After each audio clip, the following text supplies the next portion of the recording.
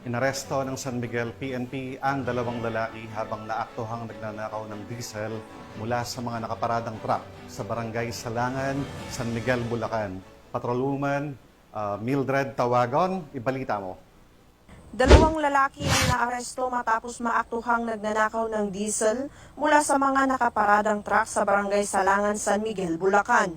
Kinilala ni Police Lieutenant Colonel Joey Louis B. Bilaro, hepe ng San Miguel Municipal Police Station, ang mga naarestong sospek na pawang mga residente ng Payatas B, Quezon City. Kasama nila ang isa pang sospek na kilala lamang sa alias John Patrick na kasalukuyang pa rin pinaghahanap ng mga otoridad. Ayon sa investigasyon, nakatanggap ng tawag ang San Miguel Municipal Police Station mula sa isang concerned citizen kaugnay ng tatlong kalalakihang namataan na nagsasalin ng diesel mula sa mga truck na nakaparada sa gilid ng highway.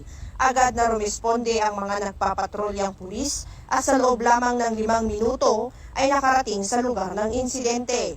Sa isinagawang hot pursuit operation, naabutan at naaresto ang dalawang sospek sa Barangay Anyatam, San Ildefonso, Bulacan. Dinala ang mga naarestong sospek sa San Miguel Municipal Police Station para sa kaukulang dokumentasyon at inihahanda ang pagsasampa ng kasong paglabag sa Revised Penal Code kaugnay ng pagnanakaw. Pinuri ni Police Colonel Angel L. Garciliano, Acting Provincial Director ng Bulacan Police Provincial Office, ang mabilis na aksyon ng San Miguel Municipal Police Station sa loob lamang ng 5 minutong response time na nagresulta sa pagkakaaresto ng mga sospek at pagpigil sa tuluyang pagnanakaw ng diesel. Patuloy ang mas pinaigting na police visibility at mabilis na pagtugon ng Bulacan PNP upang matiyak ang kaligtasan at kaayusan sa buong lalawigan.